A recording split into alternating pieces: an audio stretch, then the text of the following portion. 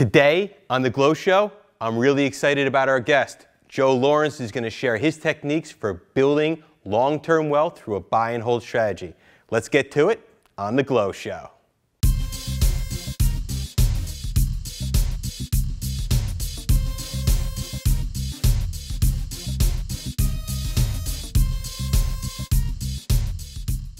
I'm Christopher Goodson. Welcome to The G.L.O Show. And I got to say, one thing that I love about my practice is building long-term relationships where clients become more than clients, they become friends. And you build and grow together over time. The next gentleman was one of my first clients when I opened up my own law firm. And he helped inspire me to go out there and represent real estate investors. And together, we've done great things and will continue to do great things. I'm very excited today to introduce not only a client, not only a speaker at the New Jersey Real Estate Investment Club, but a close personal friend, Joe Lawrence. Joe. Thank you, Chris. It's good to be here. Absolutely. I got to say, Joe, you lit it up last month at the New Jersey Real Estate Investment Club. Wow, it was a good crowd. Joe's spoken before, and he really inspired, and he educated, and you really brought it. So I really want to use this opportunity to kind of do a recap of last month's event. I talked a lot about an epiphany that I had, because being part of the real estate club and working with you, we flipped a lot of houses, lots of short sales, lots of rehabs, and the epiphany that I had was that I was only as good as my last deal. And having a family and having kids, which, you know, I just had a daughter recently. Awesome. Thank you. Started thinking about the future. Yeah. Started thinking about long term. And what I realized is that I needed to get into buy and hold, and I wanted to start building wealth. And so we talked a lot about how to buy and hold specifically for cash flow. Right. Mostly in urban areas. And you and I always talk about this a lot. And I've always said, flipping is great. Big checks are a lot of fun.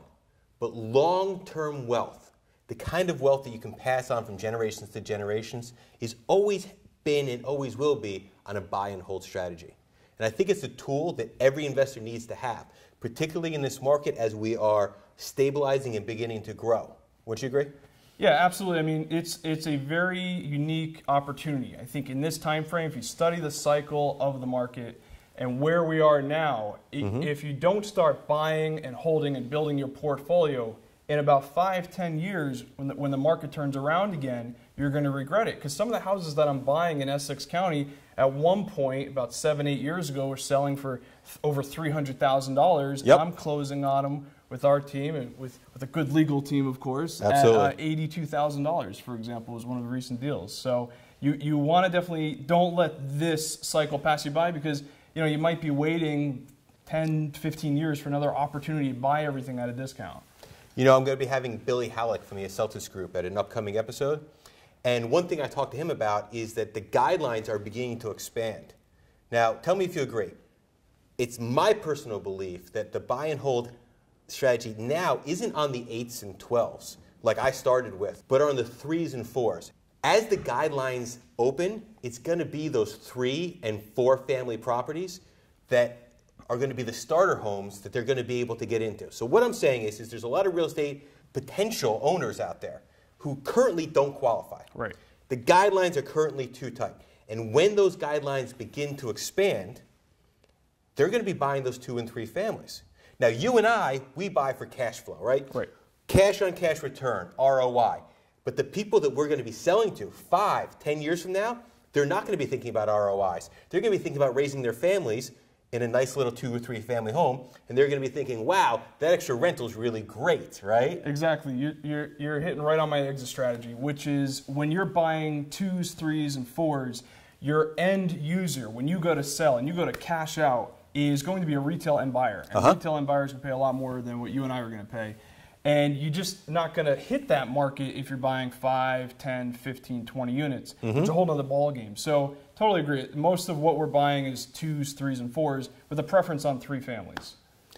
I started, first thing I ever bought was 8 units in a restaurant down in the Greenville section of Jersey City. Then I bought another 8 in Hoboken, and then another 8 in Hoboken. And that was all great. And it really started my real estate career off. I was only 27 when I started. So it really catapulted me into starting the New Jersey Real Estate Investment Club.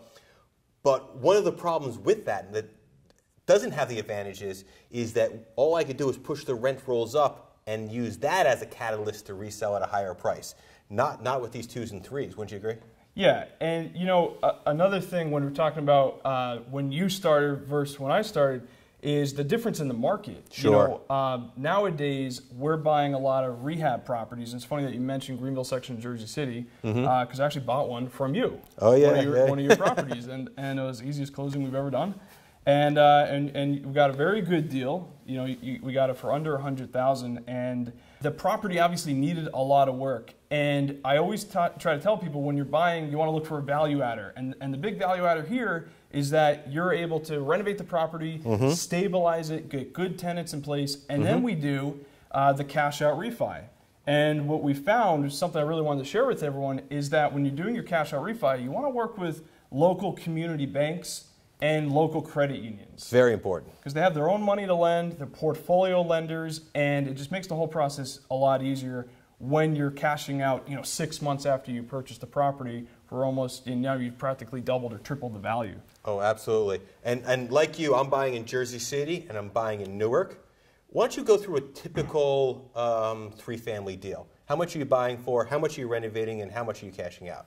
I'll give you a recent example. We bought one for about $80,000. 1 family, 2 family, 3? 3 family. Awesome.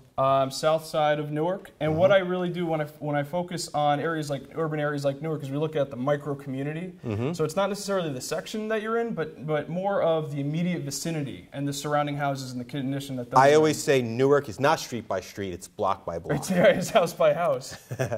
So we go from there about 80, put in about 40, 50,000. So we're in at So you're all in 130, okay. Which is pretty good because that's about where you want to be. Under 50,000 a unit is pretty nice. And what then, are you getting for rent for those units? Well, we do a lot of Section 8. And we just got one of our first floor released, and we got 1340 for a 2-bedroom, which admittedly is higher than market. But if you have a good relationship with the housing authority and you provide what they call clean, affordable housing, then Section 8 and Newark Housing Authority and other housing authorities are paying a little bit higher than what market rent is. So all in, to answer your question, about $3,300, $3,350 per month is the gross cash flow on a property that you only owe about $120 on. I mean, the mortgage is anywhere from $1,100, $1,200 all in. So, I mean, the cash flow is there. And obviously, you got to back out your expenses, your property management fees, your upkeep. I try to encourage people just live off about 75% of that net income so that you've got a cushion. That God forbid it goes vacant or you got to deal with evictions or anything like that. No, never. Not That's what you got Goodson Law for. Right. All right, well, Joe, it's been an absolute pleasure. Again, Joe spoke at the New Jersey Real Estate Investment Club last month. If you would like to learn more information about the New Jersey Real Estate Investment Club or see when Joe's going to be speaking again, go to njreclub.com. That's njreclub.com. Also, please share this video. If you sign up for the New Jersey Real Estate Investment Club, you will get invites to all of our meetings and a link to this video. Also, if you go to the Goodson Law Office's Facebook or the New Jersey Real Estate Investment Club Facebook, we're going to be posting it there as well. Joe, I want to thank you for not only being one of my first clients, but being a leader and seeing the trends and being a part of it. I have to say that a lot of what I've learned is from clients like you. Well, thank you, Chris. And if it weren't for people like you taking an interest in me 7 years ago, I'd be still working for someone else. So thank you to you as well. Thanks a lot, brother. Awesome.